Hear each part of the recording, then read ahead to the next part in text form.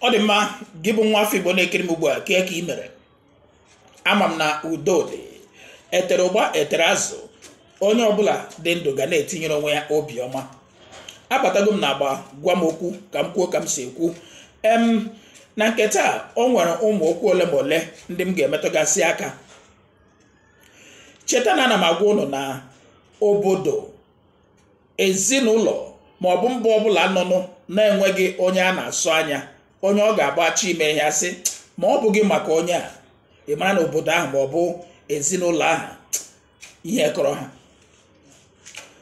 Tata na eziokwu amarọ m ị ga-ekwe ma ị gaghị ekwe, mana ofu ihe doro m anya ugbu a bụ na Igbo enwerozi onye a na-asụ anya. Echetara m na mgbe gboo, ya bụ mgbe di m Chukwuemeka Ọdịmegwu Chukwu Ikemba ndị Igbo esi Igbo gburugburu dị ndụ, mgbe a Igbo nwere onye a na-asụ anya.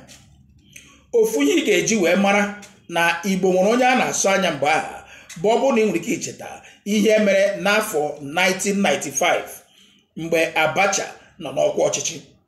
Ya bụ mgbe aha Abacha haziri Constitutional Conference ya, enwere mmadụ dịka Ikemba ebe a, mmadụ dịka Umaru Diko n'ebe a. Ọ bụrụ na ị ga-echeta, o nwere mgbe Ikemba nọ na-ekwu okwu, Umaru Diko eche na n'ihi na ya bụrụgoro Shagari onye ndụmọdụ ya bụ special assistant na mgbe gara aga, bụrụ former minister, ikekwa na o nwee ebe o ruru ya na Ikemba. O wee chọọ ka ọ manye Ikemba aka n'ọnụ, were ọnụ o jiri isi nri ahụ wee kpọọ ya rebel. Ikemba gbachi ya nkịtị tutu ruo mgbe ọ galiri bulie mee ka ọ na-aga ka ọ ga nyụọ mmamịrị. Ikemba esochie ya azụ ruo ebe ahụ were ụma ụra zụwashịa ya ntị. Ka nke a mesịrị, eburu ya bụ okwu ruo n'aka Abacha. Ikekwa ya eche na o nwe ihe Abacha ga-eme mana onye ọbụla dị ndụ ma onye ka ya, Abacha eji nwayọọ kpọọ ekwe nkụ mee ka ọ maghị ihe mere. Malite ụbọchị ahụ ruo mgbe eji mechaa confab ahụ ma ọ bụ conference ahụ, etu a ka Umaru Diko si kuru nkịta ya n'ahụ, onwe ya n'ọhụrụ olu ya, onwe ya nụrụ mkpọtụ ya. Ọ bụ ihe dị etu a bụ ihe mere Igbo na-eji asị arụsị kpakọta ike egosi ya osisi eji wee tụọ ya. Ekwuola m ya na mbụ, kwuo ya, kwuchikwa ya, ka na-ekwukwa ya na obodo a bụ Naijiria ekeele ya ụzọ abụọ. Ndị Yoruba na ndị ugwu ekeele obodo a were ya. Imerime na ndị Igbo, ikekwa ndị ọgụgụ isi a na-ezu ezu eche na anyị na ndị akwụ. Mana dịka m na-agwa ụnụ na onye ihuru ihu amaghị mgbe ekere nke ụkwa. O nwere ajụjụ ole ma ole m ga-ajụ ụnụ ebe a taa, nakwa ihe ole ma ole m ga-emetụ aka. Ụnụ ga-esizi n'ime ya mara ma ihe a m na-ekwu eziokwu ọ dị na ya ma ọ dịghị na ya. Jikọrọ onwe gị tata.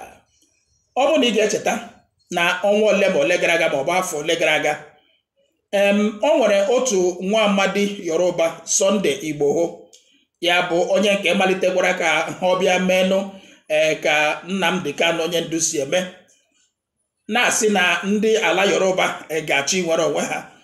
Anyị ma ihe ha na-achọ mgbe aha, ọ ka ha mee mkpamkpa ka enwe ike cheta na oke ekere eke ka ndị eni hapụ iri rie kwakwa. Mana ị nụrụ mgbe aha na aka mechakpara ya na Benin Republic. Mana ka mụ na gị na-ekwu taa, Sunday Igboho ndị be ha kpaala nkata gbaa ya okirikiri, ewepụtago ya, ya gawa mba ofesi. Prọfet Nnamdi Kanu aka ji eji, ndị Igbo refuru ọka n'ebe ahụ. Ekwugo m ya ugboro si ebe nwatakịrị na-ebe akwa atụ aka, ma nne ya anọghị ya, nna ya nọ ya. Ikekwa mgbe ụfọdụ nne ya nwere ike ọnọghị ya, nna ya anọghị ya, ọ bụrụ na ikwu nne ya ma ọ bụ ikwu nna ya. Mana ihe dị mkpa bụ na otu onye nwatakịrị ahụ ma na ebe ahụ ọ na-ebe akwa atụ aka. Ọ bụ na ị ga-echeta na kemgbe m gwara ụnụ na ekego ala bụ Naijiria ụzọ abụọ, amalitere mgbe a metụgasịara ụnụ aka na ụfọdụ ihe metụtara etu ha esi onye nke a were, onye nke were, onye nke wepụ, onye nke were. Ọ bụrụ na ị ga-atụ ntị n'ala taa ka iri adụdụ onwe gị ọdụ, aga m egosi unu mgbe m na-agwa unu na Nnamdi Kanu onye ndu bụ prọfet. Imerime unu nwere ike unu eche na m na-ekwu ya ka ọ bụrụ okwu, mana ihe ị ga-eji wee mara prọfet dịka m na-agwa unu bụ onye ahụ ga-agwa gị ihe na-emebe eme tupu ya eme. Aga m egosi unu taa ọkwa ịdọ aka na ntị, okwu amụma ya bụ Nnamdi Kanu onye ndu buru afọ 8 gara aga, prophecy of 8 years ago, tutu onye nke n'ugbu abata. Aga m egosi unu ka ọ nọfụ ya, gị kirisizie ya, were ire ego eze gị ọnụ, gaa marizie ma nwa amadi a ọ bụ prọfet ma ọ bụghị prọfet.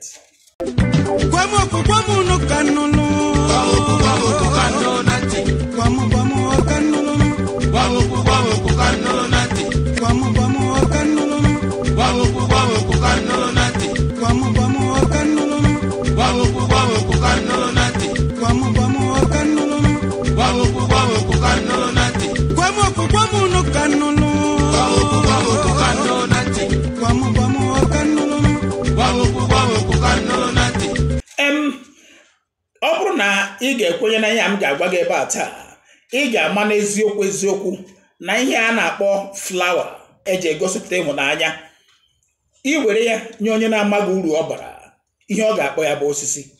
Ya bụ onye na-amaghị uru flawa bara na-akpọ ya osisi. Agwago m unu kwamgbe na tigbo dike, mana ụbọchị ihe ike mere achọba dike.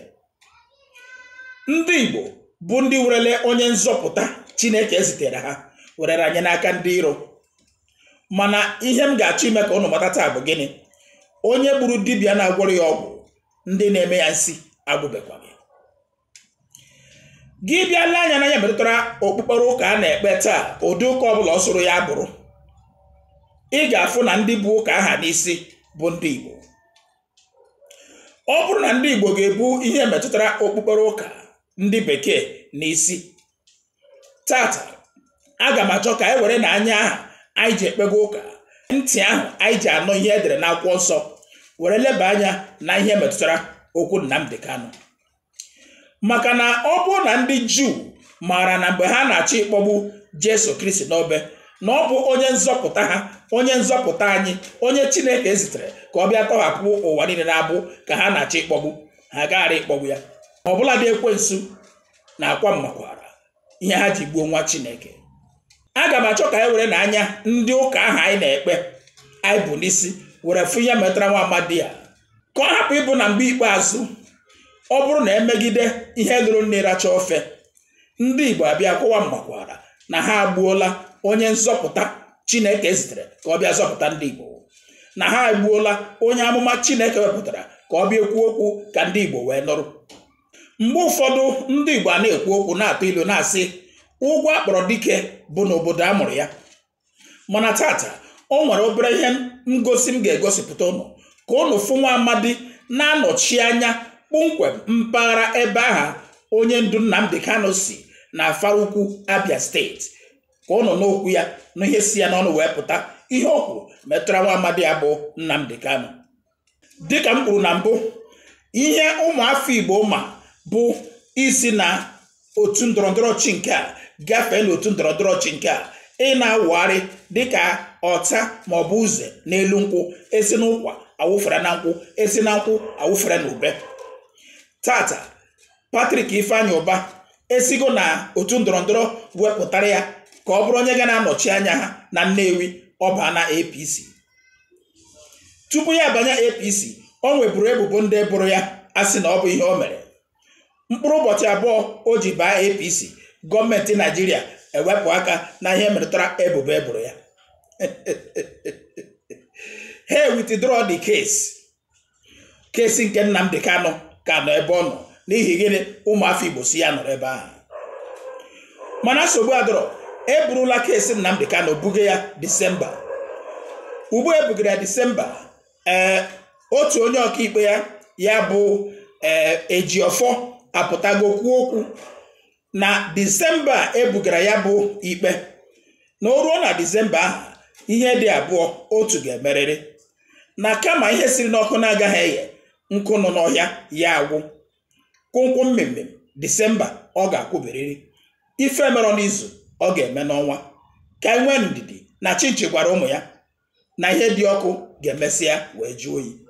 Disemba eruola eruo, aga m egosikwa ụnụ ka ụnụ nụrụ n'ọnụ Ejiọfọ ka o si kwuo ya bụ okwu na ka o si kọwaa ya bụ ihe ndị a m na ha ekwu n'ọnọkọ ya bụ gwa m okwu na-ama ọkwa ndị a na-adọ aka na ntị ka Igbo were ehihie wee chọba ewu ojii, ka ndị Igbo were ụkwụ chọọ ihe dabara na mmiri, ka ndị Igbo were ehihie mara owu nne, ka ha mara na n'ala Naịjirịa nke a Igbo dịzi ka okpolu, onweghị onye a na-asụ anya, onweghị onye a na-ele anya n'ihu, onweghị ebe aka kụrụ ndị Igbo. Ndị Igbo dịzi ka ụsụ n'ala Naịjirịa taa, elu erughị ha aka, ala erughị ha aka. Ihe onye ọbụla nụzi bụ na-agbagharị oke n'ọhịa ngwere n'ụzọ nke onye dọkọtara ya donye n'akpa ya. Mana ihe m na-ajụ taa bụ gịnị? Ruo ole mgbe ka unu ga-emedebe ihe dị etu a? Ajụọla m ajụjụ a na mbụ, aka m na-ajụ ọzọ ugbu a. Ọkwa nwa amadi chịpụrụnụ afọ 8 bụ onye ugwu gụnwa n'ebe ahụ ugbu a gasị m na ekebeghị Naịjirịa ndị nwe ya ewerele ya. Onye ugwu achịpụ afọ 8, onye ala ya bụ ala Yoruba abanyere ya chisi ugbu a ga-ewere ya nye onye Igbo ya ala ha na ndị ugwu. Mgbe ndị ugwu na ha achịpụla, ndị Igbo achọkwa etu a ga-esi na-agba onwe ha mgbe okpuru, na-eme fọmfoju ala, na-agba ohu ga-ehụkwa ya ala ha na nke ndị Yoruba. Ụnụ anụrụkwa na-eti otu Naịjirịa, otu Naịjirịa. Onye a na-achị ya na-achị onwe ya, ajọ ihe ka ọ bụ. Onye akpọrọ nwa ọta akị ekwesịghị ịgbapụ nkume nyara n'olu. Ndị Igbo rie na-abụdụ ọnwụ n'ọdụ. Ihe a abụghị ụbara eji wee mara ndị Igbo. Ihe a abụghị etu eji wee mara ndị Igbo na mgbe gboo. Kedu ihe tinyere ndị Igbo n'ọnọdụ a ndị Igbo nọ na ya taa? O nwere otu onye nọ mbọsị a na-ajụ m, kedu ihe o ji bụrụ ụbọchị niile pụtara ebe a okwu Nnamdi Kanu ka ị ga na-ekwu, okwu Nnamdi Kanu ka ị ga-akpụ n'ọnụ? Ma jụ onye ahụ, onye ihe na-achụ ya na-achụdebeghị, ọ ga-akwụsị ịgba ọsọ? Onye laganụ ma ọ larubeghị ebe ọ na-ala, ọ ga-atọ n'ụzọ ka ọ ga na-alakwa? Aga m na-ekwu okwu ihe metụtara Nnamdi Kanu tutu ruo mgbe ihe ji ya nụ ma ọ bụ aka ndị iro ji ya hapụrụ ya. Tata ọ bụrụ na gị bụ nwa afọ Igbo achọghị iji anya ime mmụọ wee fụ nwa amadi a dịka onye ndu, wee fụ nwa amadi a dịka onye ozi, wee fụ ya dịka prọfet, ọ bụrụ na nkata ndị iro na ha akpa, ọ bụrụ na elu ma ọ bụ atụmatụ a ndị iro na ha atụ, ndị fọmfoju ala, ndị South East Governors, ndị Igbo politicians, ndị ọhaneze, ndị eze arụ ala ndị anọ n'ala Igbo, ọ bụrụ na nkata ha na-akpa megide ha akpasịa ya onwe ka o si hie mmiri, ihe ha bụ n'obi emezue, mgbe ahụ ka ụnụ ga-ama na ụnụ eme n'onwe ụnụ ihe. Mgbe ahụ ka ụnụ ga-ama na onwe ezi ebe Igbo jidere aka. Mgbe ahụ ka ụnụ ga-ama na ụnụ egbuole onye ozi Chineke zitere n'etiti ndị Igbo. We give you facts, you don't listen. Then we go to Wabeke. What, you love them, those that brought you the RCNF, Wabeke. We go to white man and tell you what a white man is saying, then you will believe it because you're a black person. Anything a white man tells you, you believe. And then, who knows, you may believe it tonight. Because this piece has been written by a white man. His name is Michael Weiss.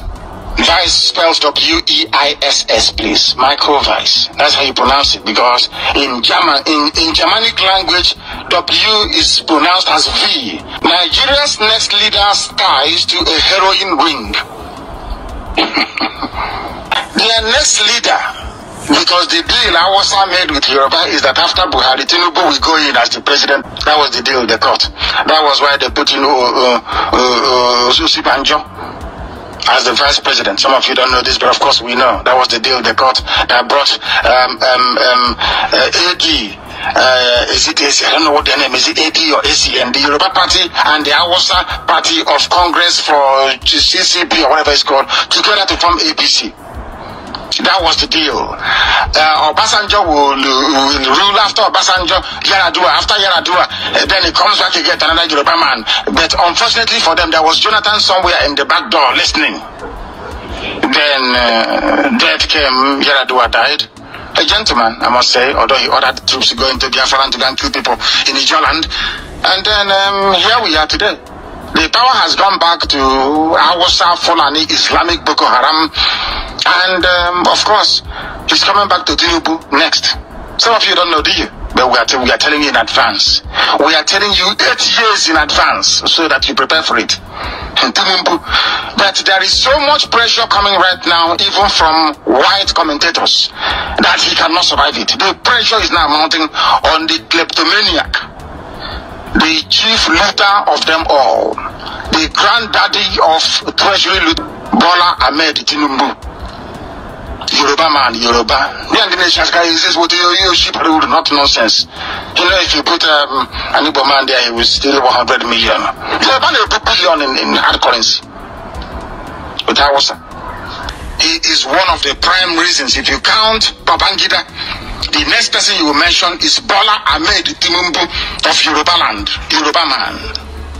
Mind you, not original Yoruba.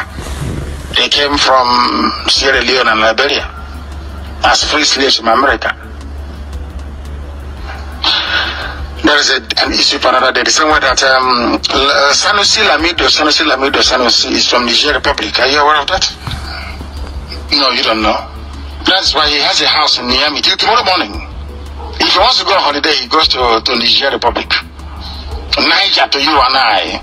Because we are English products, we are colonized by the English. If it was to be Latin people that colonize it, you'll be calling them nigger.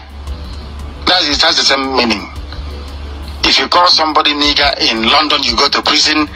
But you can call them Niger and there'll be no problem. Or Niger, as the case may be. The stupidity of black people. Next leader's ties to a heroin ring. Even white people understand that they cut a deal between Yoruba and Hausa people to share the power amongst themselves. After Buhari, then Tinubu will go. Everything we've been telling you about Tinubu is here now. They have gone to work on Tinubu. They have gone to work on him. And as we told you, eventually everything we say comes to pass, isn't it?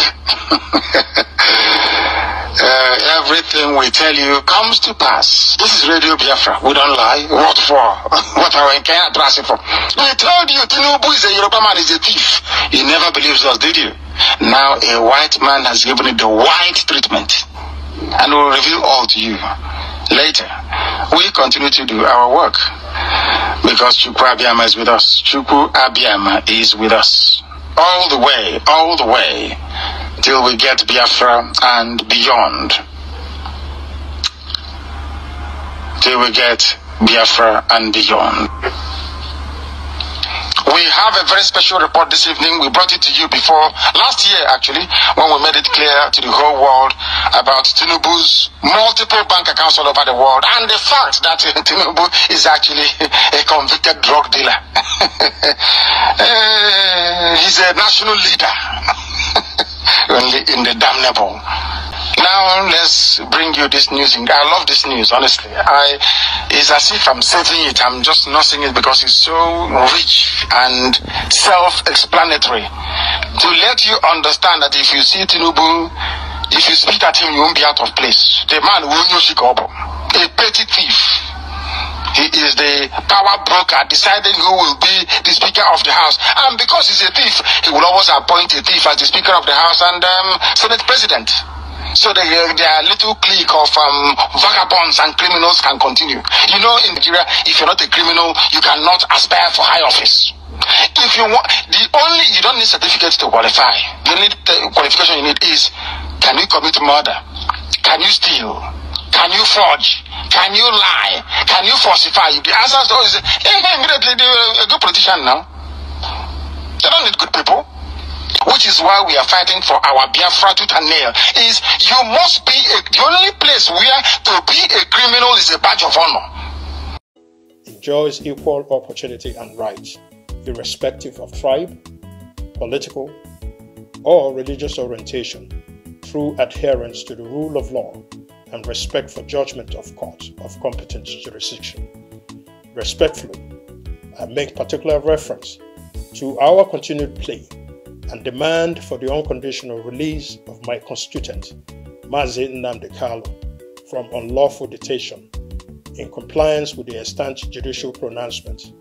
Clearly, his release will help in reducing crime and criminality, banditry and assassinations, and kidnapping prevalent in the Southeast, thereby fostering a revitalization of the dwindling economy of the region and a peaceful return to normalcy.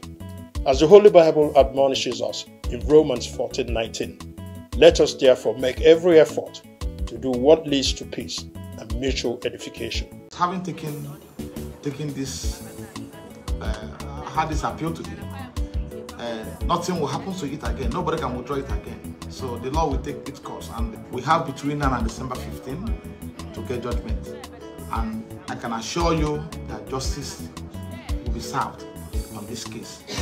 Will be served on this case come 15th of December 2023. So we have no right or powers to tell it, to even utter a word once they fix the matter for judgment, because it's coming up for judgment, not hearing.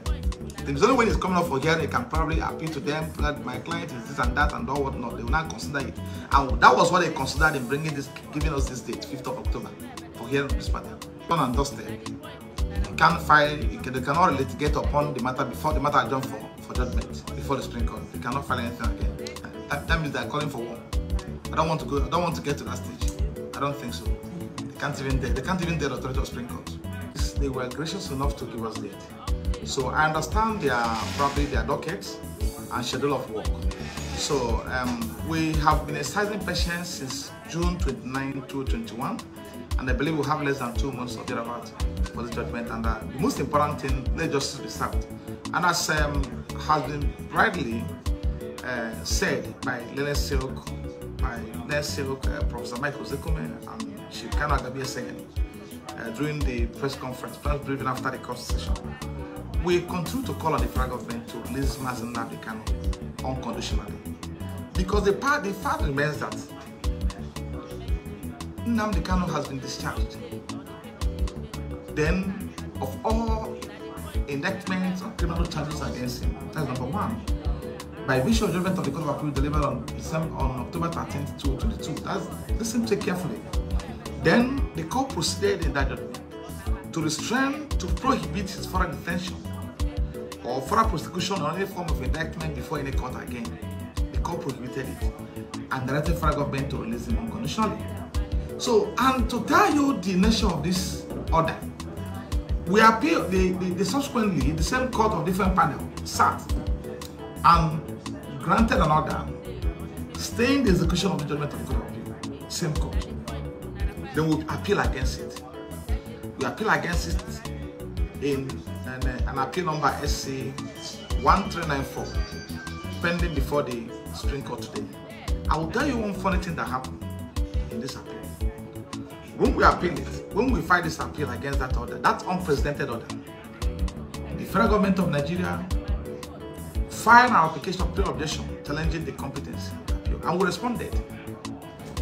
You will not believe that apart from that PLO they filed to the Electoral Appeal, they did not file a responded brief in response to our appellate brief. They didn't file another process because there's no law availing the circumstance for them to rely upon. They have no law to rely upon in justifying the order, whether which was granted without jurisdiction of the court. Are you with me? So that will tell you the nation how grave the order, how grave the order staying in the execution of judgment of the Court of Appeal appears, because they have no law in head. It's an order granted relying on civil proceedings, civil rules of the court, and civil precedent of the Supreme Court. There is no provisions under the extant criminal direction of the Court of Appeal that allows such an order to be granted, stay in the execution of liberty of a citizen. It hasn't happened. It's unprecedented. And to further demonstrate the seriousness of what they did, the federal government have no place to rely upon. They have no authority to rely upon in filing the respondent brief in that appeal today, and it was adopted today. So that will tell you the how serious or probably how unfounded in law that order is, right? So thank God that they've taken everything. We are waiting the judgment of court of appeal, the explain court, which should be delivered on 15th. I urge us to remain calm.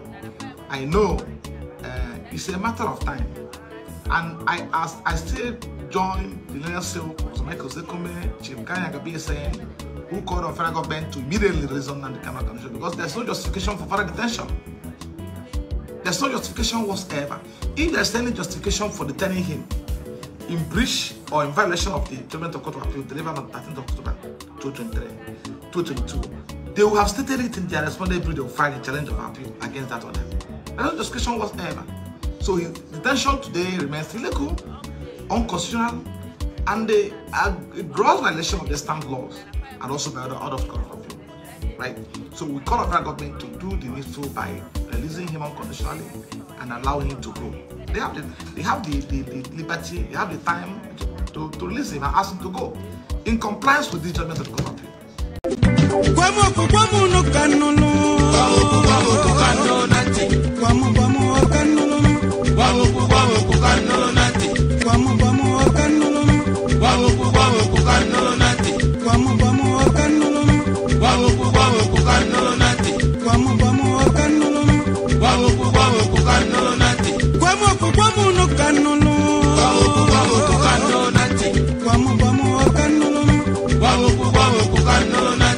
Ọ dị mma, ọkwụ na-ekirisiala ihe ndị a. Ọkwụ na-anụgo ọkwa nụ amụma onye ndu buru afọ 8 gara aga tupu ebido wee mebe ma na-atụli aka elu ma na-ahọpụta mmadụ ma na-eme elekshọn ma na-eme selekshọn. Ọkwụ na-afụgo ọkwa ọmara afọ 8 gara aga. O nweghị ị ga-afụ na ihe o kwuru ugbu a ga-eme gị ga-agbagha okwu isi na onye abụ onye amụma. Nke ahụ agaala maka na onye ara nyụrụ ahụ lee anya n'ihu lee anya n'azụ onweghị onye ọ fụrụ, ọ sị ka ahụ agaala. Ka ahụ agaala. Ọkwa ikirikwara okwu onye ọkaikpe ya bụ barista Ifeanyi Ejiofor kwuru. Ịnụrụ ya n'ọnụ ya na Disemba ụbọchị ahụ bụ ụbọchị akara aka na ihe dị abụọ otu ga-emerịrị. Ka anyị chere na ụbọchị ahụ a gwara onye isi na ndị ọga ya na-abịa ya sị mgbe ya kwere na ha n'aka maka ọfụga nụ ha ka ọ ga-eji ama mgbe ha bịara, mana o kwe ha n'aka ọgọ hụ na abịala ọ mara na ha abịarụla. A sị na okwu a ga-eberịrị na Disemba mgbe anyị fụrụ na onye ndu ka o si ebe ahụ pụta. Ụnụ nụkwara ọnụ mmiri okwu si n'ọnụ onye na-anọchite anya mpaghara ebe onye ndu si n'Abia steeti. Okwu okwala nke ya, ihe ọ na-ekwu abụ ihe ndị ọzọ ndị nwere akọ na uche na-ekwu si ha Nnamdi Kanu. Ana m ajụzi ụnụ taa, ihe a Nnamdi Kanu mere na ihe Sunday Igboho mere onwe ihe dị iche na ha na-abụ. Ọkpụfụ ihe ka ha dọrọ mgbe ahụ, onye nke a sị anyị chọrọ ịnọrọ nwaanyị, onye nke a sị anyị chọrọ ịnọrọ nwaanyị. Tata ndị maara ka esi egwu Nigeria politik akpọpụtara nwanne ha nwoke. Ndị Igbo kwana o doro anya ịgba odibo ka nọkwa na-agba odibo. South East governors, South East politicians, ọhaneze ndị Igbo, ndị eze ọdịnala dị n'ala Igbo, ihere onwe unu menwe unu. Cheta na ọ nwere ndị bekee na-akpọ posterity. Posterity bụ ihe a ga-eji wee na-echeta mmadụ ma onye aha mesịa gaa azụ. Ndị a niile nọ taa, tụmadị ndị nke gọvanọs anọ ugbu a bụ mgbe e jirara Nnamdi ranye n'aka ndị iro. Ndị Igbo na-asị o si n'aka onye ajọkakwa.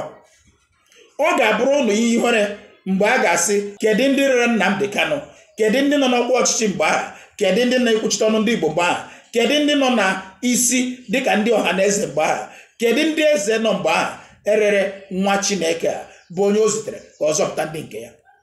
O nwere imerime ndị gagoro azụ taa na o nweghịzi ihe eji echeta ha. O nwere ndị a na-echeta taa site na ihe ọjọọ ha mere, nwekwara ndị a na-echeta taa site na ihe ọma ha mere. O nweghị ka ị ga-esi kwuba okwu ihe metụtara gọvanans na gọvanọs n'ala Igbo taa ga-ahapụ ikwu okwu Sam Ọnụnaka Mbakwe n'Imo steeti. Nwoke chịrị steeti 3 mgbe steeti bụ steeti. Ọ bụrụ tata steeti bụzi lokal gọọmenti.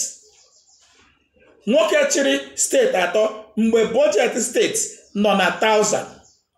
Ọ bụrụzi taa so security vote ụnụ nọ na billions, mana onwe otu ihe unu na-eme a na-afụ anya. Ihe ndị a niile a ga-ekwuche ya mgbe unu gara azụ. Ihe ndị a niile unu nụsị apụọ, ndị mmadụ ga-ekwu banyere ya. Gịnị ka a ga-eji wee cheta gị dịka gọvanọ 8 years? Gịnị ka a ga-eji wee cheta gị dịka senetọ, House of Rep member, dịka onye isi ọhaneze, dịka onye isi ndị eze? Gịnị ka a ga-eji wee cheta gị? Kedu ihe imepụtara a ga-eji wee cheta gị bụ otu ihe ọma a ga-eji na-ekwu okwu gị? Ibukọrọ ego, igoro ụlọ n'obodo oyibo, izuru ego bukpuo n'ala, agụ na-egbu ndị mmadụ. Ihe ndị a bụ ihe a ga-eji wee cheta gị. Ịkpọla famili gị na ụmụ gị kpọga obodo oyibo. Ihe ndị a ga-eji wee cheta gị. Ọ dị mma, biko ọ bụ na tata bụ izizi na-ekiri chanel a bụ Ogene TV m, gbaa mbọ metụrụ m aka ebe ahụ edere subscribe ọ na chanel a. Gị subscribe ọ ga-agba mbọ tụsa ozi a, zigara ya ndị oyi gị, zigara ya ndị grupu ya bụ ndị otu ị nọ na ya, ka ha nwee ike wee na-afụ ya. Maka mgbe ụfọdụ a na-ekwu ihe a mana onwe ndị nụga ya, ikekwa ihe na-ebe na-ebe, mana e nwere ike tụsagide ozi a, ya ba ndị kwesịrị ịnụ ya ntị, ha eri adụ wee dụọ onwe ha ọdụ. Ana m ekenekwa imerime ndị mmadụ ya bụ ndị kwadogoro anyị n'ụzọ pụrụ iche, wee na-asịkwa gị nwa bụ nwa afọ Igbo na-ekiri anyị ugbu a, ọ bụ na ị chọrọ ịkwado anyị n'ụzọ pụrụ iche maọbụ isi n'ọnọkụ a wee zipụ ozi, ihe ị ga-eme bụ ịkpọ akara ekwentị anyị na-ahụ n'ihu ekwentị gị ka anyị gwa gị ihe a ga-eme ji ka ọ bụrụ tara. Etu a ka m ga-esi wee too ụkwa jee eze taa. Aka m onye nke gị, Orinni nwa maọbụ nna ya Ojemba, nke ọbụla ituru m ma aza nọ ife onye kpọrọ nkịta ya ka ọ na-aza. Ana m asị unu ka emesịanụ.